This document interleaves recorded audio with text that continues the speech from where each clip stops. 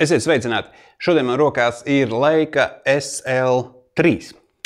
Un tiem, kam laiks saistās ar tālmēra kamerām un dārgiem objektīviem un tā tālāk, šis ir Leicas, jau trešā iterācija bezspoguļu kamera.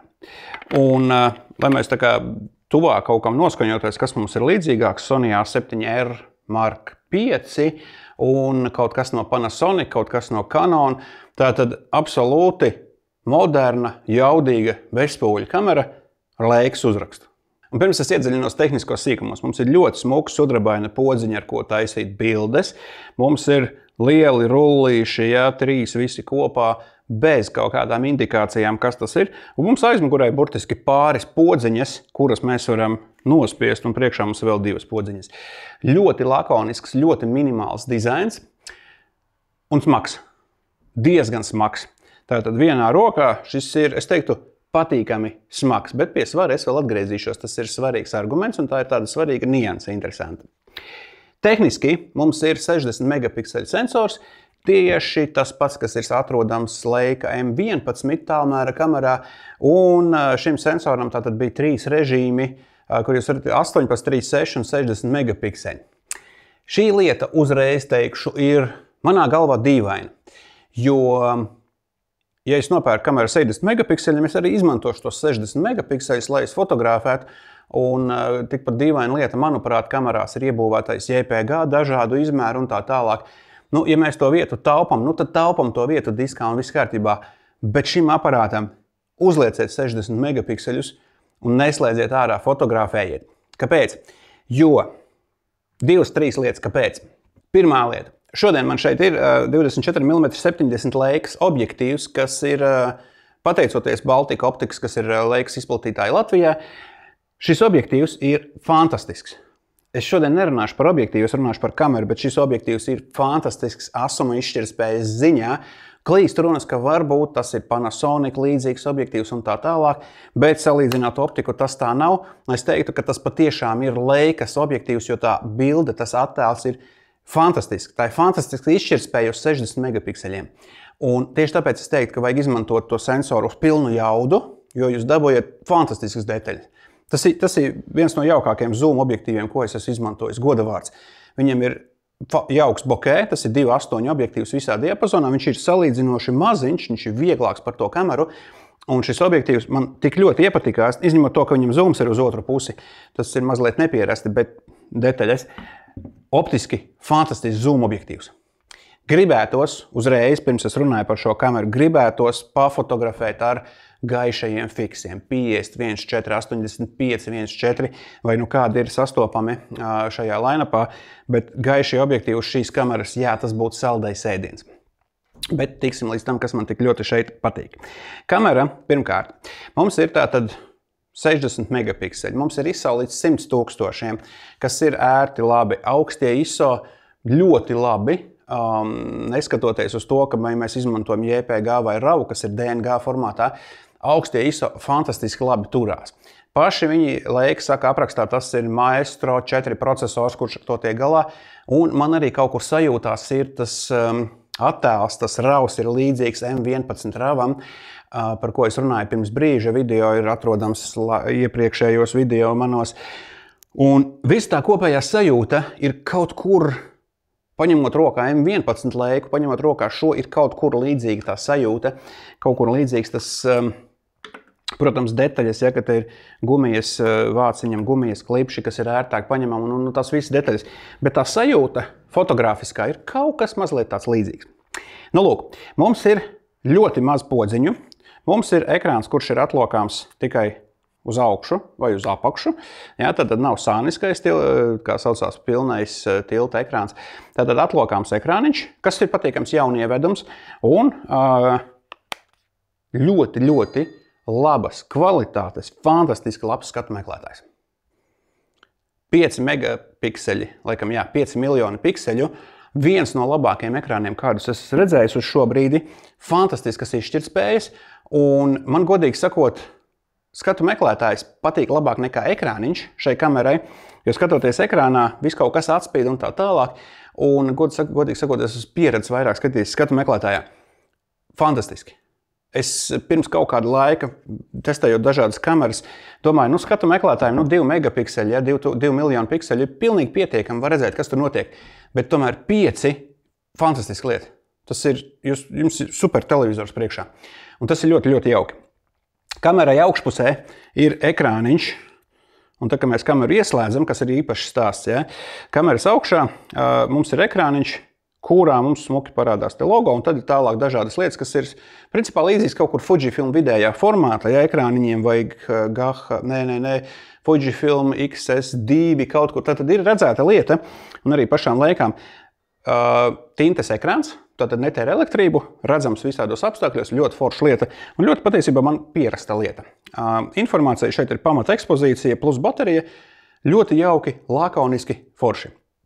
Viss kameras korpus, visas pogas ir, kā jau es teicu, ļoti, ļoti lakoniskas. Mums aizmugurē ir klasiskais Play, FN un menu, kur mēs būtībā tiekam tikai pie pamatlietām, kas ir vajadzīgs. Mēs varam tās pogas konfigurēt, un mums ir programmējamās podziņas 1, 2, 3, 4, 5, kas ir ļoti forši. Tātad 5 pogas, ko jūs varat saprogrammēt, salikt, kā jums vajag, ko jums vajag. Un tas ir tas arī, ko es izdarīju sākumā, saliku sev pierastākās lietas, fokusa zona, fokusa režīms un tā tālāk. Un aiziet fotografēt. Šis aparāts jums ļauj fotografēt līdz pat 15 kadriem sekundē, bet tur sākas sarežģītas algoritma lietas, kādu krāsu profilu, respektīvi 14 vai 12 bitos jūs izmantojat kādu autofokusu. Var sakot, tur ir diezgan daudz sarežģītu režīmu, bet fakts kā tāds, ja jūs gribat to ātrumu, jūs to ātrumu šeit varat ieslēgt, jūs to ātrumu varat dabūt, un tas viss notiek ļoti, ļoti ātri. Atšķirība 14 bitu fails, 12 bitu fails, jā, ir atšķirība, ja jūs to bildi apstrādājat, un es dodu priekšroku, protams, 14 bitu failam, tātad jūs varat fotografēt, manuprāt, 2 līdz 3 kadri sekundē, kas arī faktiski diezgan reti, kur sastopams, un ja jums šis krāsu daudzums ir mazāk svarīgs, tad jūs varat slēgt lielākus ātrumus, fotografēt 11 kadri sekundē. Autofokus šeit ir hibrīds, tātad fāžu un kontrasta autofokus kopā, kurš darbojas tādā interesantā sadarbībā, līdzīgi kā tas jau ir bijis iepriekšējos modeļos. Tātad vispirms mēs nofokusējamies ar fāžu autofokusu ātri un beigās ar kontrasta autofokusu pieregulējam precīzi šo. Faktiski visu laiku darbojas manuālā fokusa korekcija, kuru iespējams atslēgt, bet pēc noklusējuma šīs funkcija ir ieslēgta. Tātad nofokusējamies un vēl varam piekoriģēt. Manuālais fokus, protams, mums ir objektīvā elektriskais, kā tas ir moderni šobrīd visiem objektīviem nozarē, praktiski visiem, ko es zinu. Un manuālajā fokusā ir arī pieejams standartā palielinājums, tātad visas ierastās bezspoguļu kameru funkcijas. Ar ko tad šī kamera atšķiras no tā, ko mēs varam paņemt jebkurā veikalā plauktā? Un šeit sākas interesantais stāsts. Pirmkārt, mums ir Leicas menu, jeb Leicas vadības sistēma, kas jau kaut kur no M10, M11 ir manī izraisījusi zināmu apbrīnu par programmētāju, par inženieru spēju lakoniski izteikties. Tātad menu sastāvs ir daudz mazāks nekā citiem ražotājiem, un tās funkcijas ir apkopotas loģiskākās grupās. Tātad man ar Leicas menu strādājot kaut kādā veidā, tas vairāk tā kā makes sense. Pat ja tā menu būtu vāciski, es tur orientētos un tiktu ar to galā. Tas ir viens ļoti liels plusiņš. Otra lieta, man patīk svars, jo šī kamera ir smaga, šī daudz smagāka par M11, šī patiesībā kaut kur ir svarā apmēram Fujifilm GFX 100S. Tā ir ļoti smaga kamera. Un ar šo kopā mums nāk trešais punktiņš, tā ir slēdža skaņa. Un tas ir kaut kas episks. Es tagad runāju, it kā man ļoti patiktu šī slēdža skaņa, bet es pamēģināšu. Jūs nedzirdat? Es ceru, ka jūs dzirdat, ka mikrofons to visu nenogriež. Tātad slēdzis, aizvars, ja, ir tas pats, kas M11. Un šī ir fantastiska lieta. Un es neesmu ticis līdz galvenai fantastiskai lietai. Ja. Tātad slēdzis, sensors un slēdzis, tā skaņa, tā mehānika ir tas pats, kas M11 Leicā. Tātad, ja jums ir pieredze ar M11, bet jums gribas kaut kādu iemeslu dēļ spoguļkameru, bet spoguļkameras Leica neražo, tad jūs dabūjat bez spoguļkameru. Atšķirības starp M11 tas, ka jūs skatu meklētājā redzat reālo bildi, ko jūs fotografējat, kas jums sanāks. M11 jūs redzat tālmēru, to, kas aptuveni tur ir asumā. Tātad, ja jums gribas Leicas pieredzi bezspoguļu kamerā, SL3 ir, jā, tas ir tas viss. Tātad, slēdzis ir ļoti, ļoti patīkams, klusināta skaņa, sajūta tāda, kad mazliet ir kaut kāda amortizācija, kaut kas, ja, pie visas sensoru stabilizācijas un tā tālāk. Un šī slēdžu skaņa ir tikpat fantastiska kā M11. Man ļoti patika M11 tieši dēļ skaņas. Un šī vecā anekdota, daudz fotografu iet fotografēt, tāpēc, ka patīk skaņa. Ar Leica M11 man arī patīk skaņa. Katrs klikšķis ir tāds jauks, mīksts klikšķis, kas saprot, kaut kas ir radies. Un šeit ir precīzi tas pats slēdzis. Tas ir forši, tas ir fantastiski. Es lietoju daudz vārdu fantastiski, to varētu lietot arī saistībā ar cenu, bet, godīgi sakot, šī kamera nemaksā daudz vairāk par Sony A1 vai par Sony A9 III vai par, kas mums ir top Canons kaut kāds, vai Fuji GFX 100. Principā tas ir tas pats, tā ir tā pati cenu kategorija, un šis nav nekāds kosmos. Tātad, konkurence paliek pavisam reāla. Vai nu jūs gribat Sony A1 vai jūs gribat šo, un te ir jāpadomā, jo šeit ir vēl viena īpatnēja lieta, un es mēģināšu noformulēt, kas ir tā īpašā lieta šeit, kas man iepatikās, kas man kaut kur 2., 3. dienā tā kā pieleca, kas man patīk šai kamerā. Man ir pierasts, ka ir daudz rullīšu, daudz pogu, kurus var spiest sakonfigurēt. Šeit ir 5 konfigurējamas pogas un rullīši, kurus arī jūs varat mainīt. Tātad atliek pirmo reizi paņemt rokā to kameru, sadefinēt, sakonfigurēt, kādas pogas jūs gribat kā lietot, un tad ar to dzīvot. Es godīgi sakot, šeit saliku pogām konfigurāciju tieši to pašu, kas man visām pārējām kamerām. Man ir pierasts, kurā vietā, kurai pogai ir kāda nozīme. Un tā kā pogām nevienai no šīm podziņām nav nekāda apzīmējuma, tad tas ir tīri taktīli, tīri ergonomiski, kas notiek, ja es nospiežu šo pogu, un tas pats notiek man citām kamerām. Tātad tāda pieeja no Leicas ir ļoti forša, jo šo kameru nepirks iesācējs, kuram tā būs pirmā kamera, kurš nezina, kas ir ISO, kas ir baltā balans. Tie, kas to zina, nonāks pie šīs kameras, sakonfigurēs pogas tā, kā jums ir ērti, jūs zinat, ko jūs ikdienā lietojat, un visu to saliekot uz pogām, mums atkal šī izvēlnīte, kas ir fantastiski jauka melnā tumšos toņos, ja, kļūst principā nevajadzīga, manuprāt, jo viss ir uz pogām, viss ir uz pirkstiem. Un visu var lietot un tā tālāk. Tā interesantā baterija, kura ir principā kopā ar baterijas vāciņu, kuras izņemšana prasa mazliet piedomāt pie niansēm. Mums ir iekšā 8K video līdz 30 kadru sekundē, 10 bitos, kas rastās iekšā. Mums ir pilns HDMI, tātad lielais HDMI spraudnis, mikrofons, augstiņas, Type-C lādēšana. Var sakot, viss kā ļoti, ļoti konkurētspējīgam, modernam bezspoguļu aparātam. Mums pat ir CF Express Type-B kartes, kas ir lielas ietilpības, ātras un lētas. Principā jūs pa 2 terabaitu karti varat šobrīd dabūt pa 600 eiro, kaut kas tāds. Un klasiskais SDXC Type-2 kartes, kas arī ir pietiekami ātras un pietiekami pieejamas. Tātad atkal labākais no visām pasaulēm ir šeit apvienots. Ļoti interesanta lieta ir ieslēgšanas poga, kas nav slēdzītis, bet kas ir podziņa, kurai ir jāpiespiež un jāpatur, un kas sākumā liekas dīvaini, kāpēc būtu fotoaparātam jātur poga, jo tas nav drons, ja? Bet šai pogai ir 2 funkcijas. Tātad, tā kā mēs kameru ieslēdzam, kamera ieslēdzas ļoti uzreiz, tad piespiežam vienreiz, kamera ieslēdzas. Nospiežot šo podziņu, ieslēgt kamerai otrais, kamera aiziet sleep režīmā, kamera guļ. Līdzīgi aiztaisam datoram vāku. Un, lai kameru mēs izslēgtu, mums ir jāizvēlas start shutdown, ja, tad jānospiež jāpatur podziņa, un tad mums parādās Leicas logo, un tad kamera patiešām izslēdzas, tātad atkal, piemēram, uz nakti.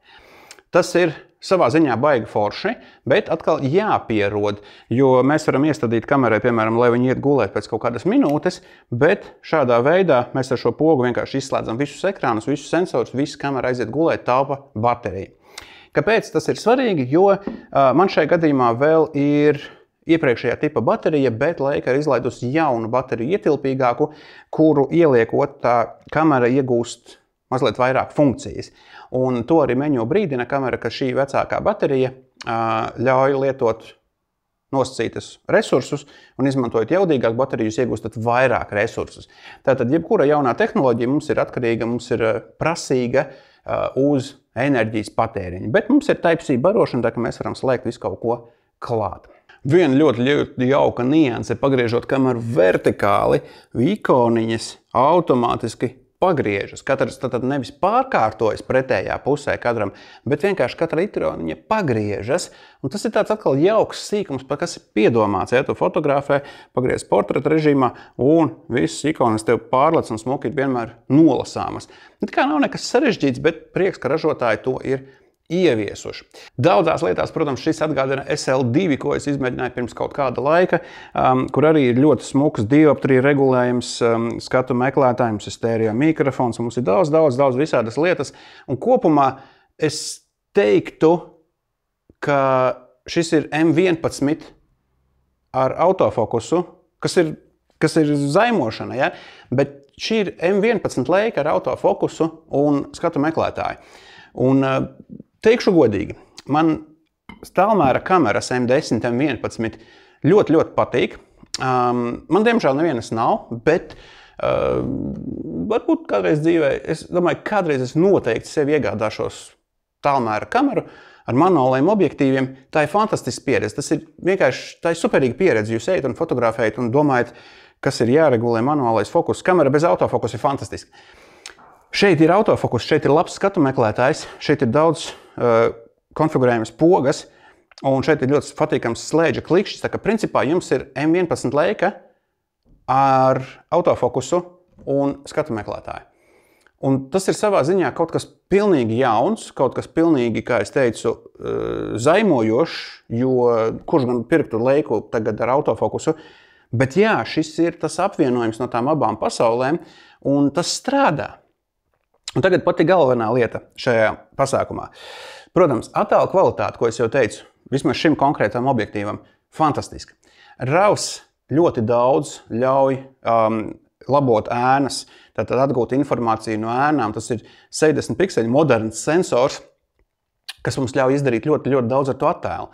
Mums ir pietiekoši skaitļošanas jaudas, lai mēs dabūtu no šejienes ārā 15 kadrus sekundē pa 60 megapikseļiem, ja nekļūdos.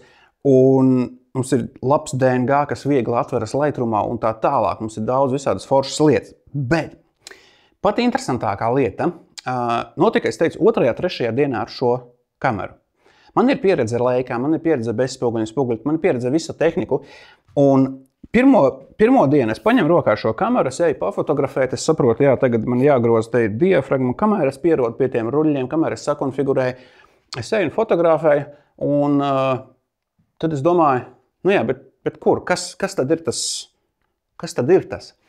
Un tas, draugi un kolēģi, ir tā Leikas inženieru attieksme pret fotogrāfu. Un es tūlīt paskaidrošu, ko es ar to domāju. Neviļus nāk prātā salīdzinājums ar Sony kamerām, kuras es lietoju daudz, Fujifilm kameras, ko es lietoju daudz. Un paņemot rokā šīs kameras, ir ļoti daudz informācijas, kam jāpievērš uzmanība. Autofokus, tas kaut kāds režīms, kādas ir izšķirtspēja, kāds frame rates, kas. Tātad ļoti daudz tehniskās informācijas, kas, lietojot ikdienā Sony, ir pašsaprotama. Tu orientējies tai visā, tu zini, kas tev ir saslēgts, visu un tā tālāk. Un paņemot rokā SL3, es redzu tās ikonas, bet visa kameras vadība, visas kameras menu ir samazināts. Es nesaku, ka tās funkcijas ir izņemtas, tās funkcijas ir apkopotas, viņas ir samazināts, viņas nelec acīs.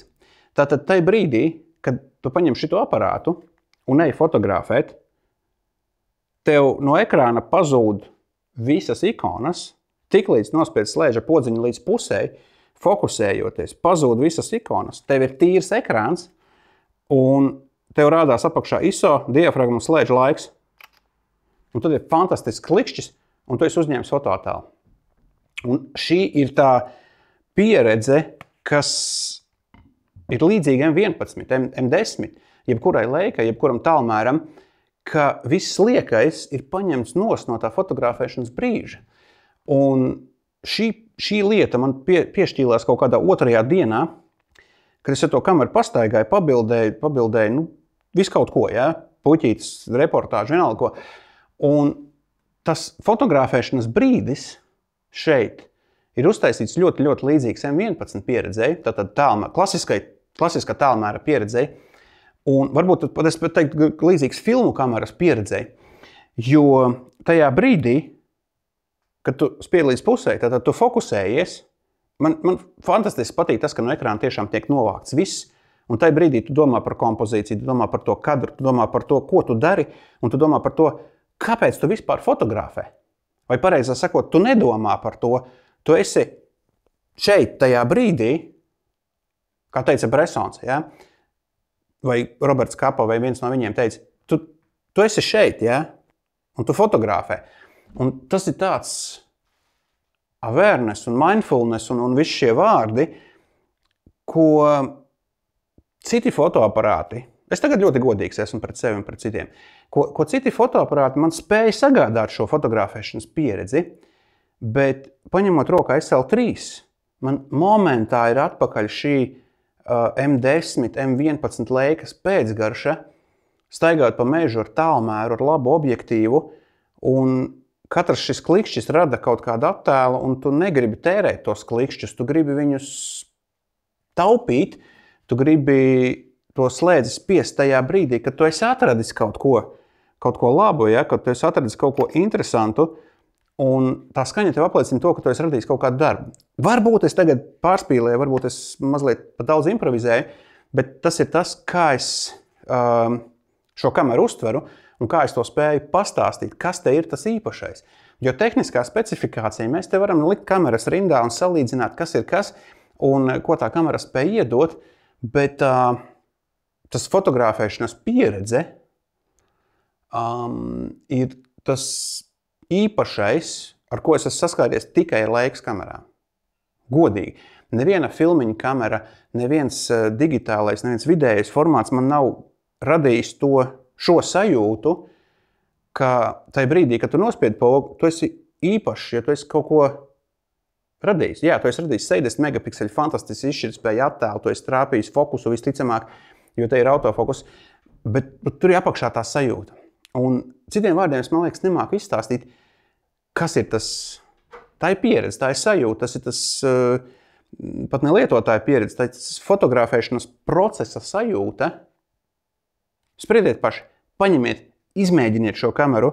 Man tiešām gribētos redzēt, ko viņi dara ar citiem objektīviem, jo man ļoti patika uz M11 50-1.4 objektīvs un 3.5, 1.4 fantastiski objektīvi, fiksētie gaišie objektīvi. Šis ir zūmiņš 24-70, 2.8.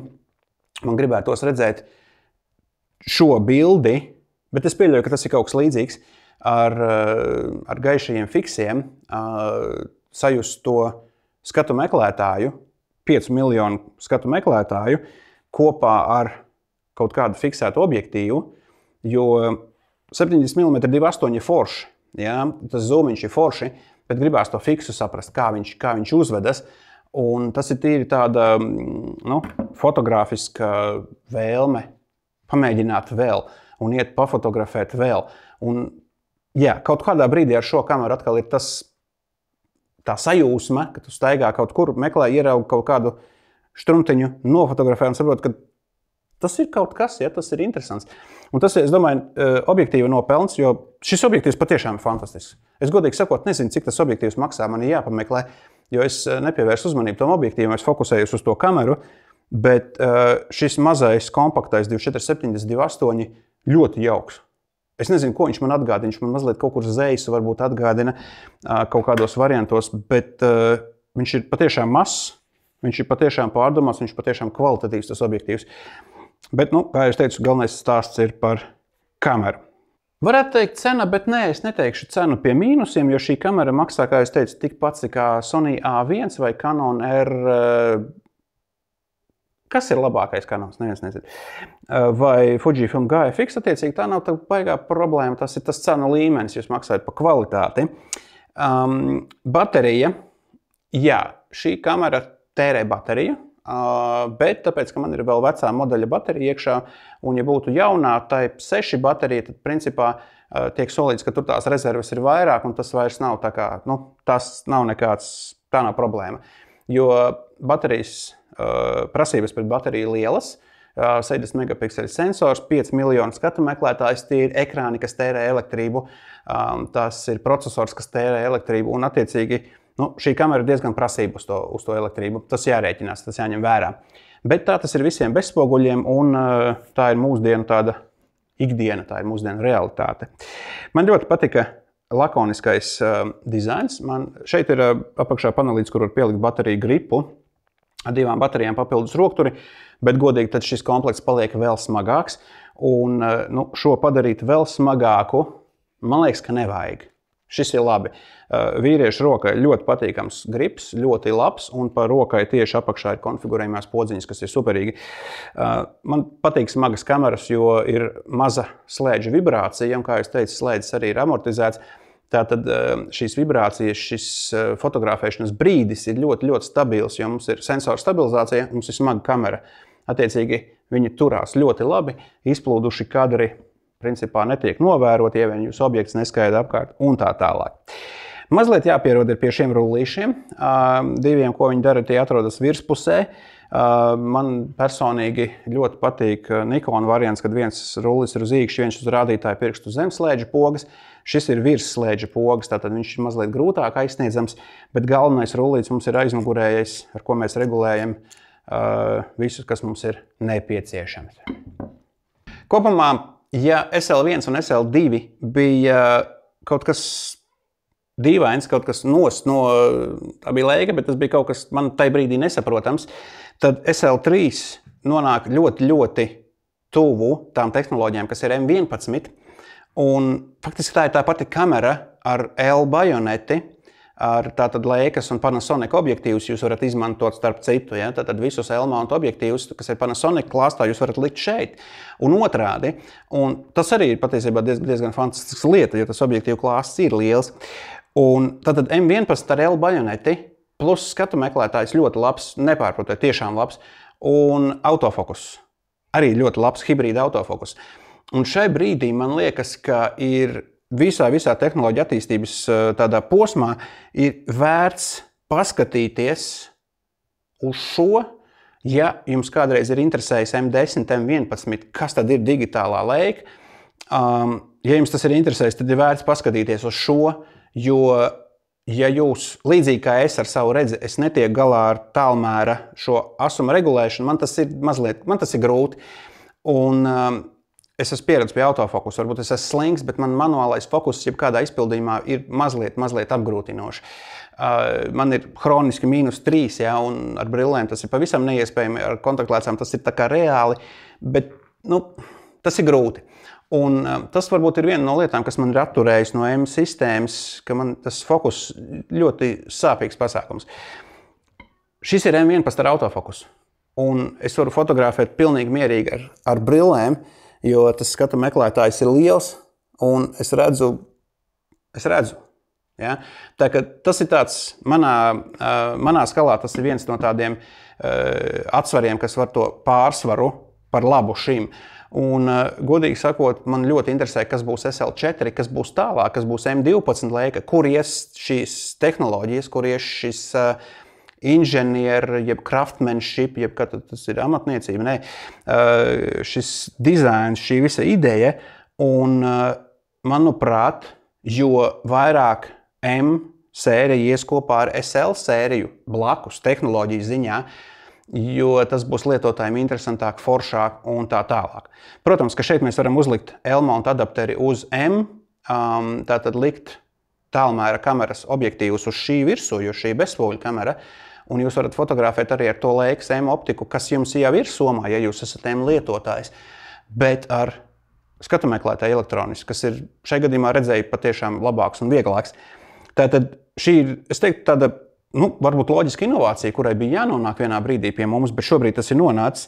Un liels paldies Baltic Optics par šīs kameras aizdošanu uz patiesībā diezgan normālu nedēļu. Es dabūju ar šo paspēlēties, pastrādāt, un tā ir interesanta, fantastiska pieredze.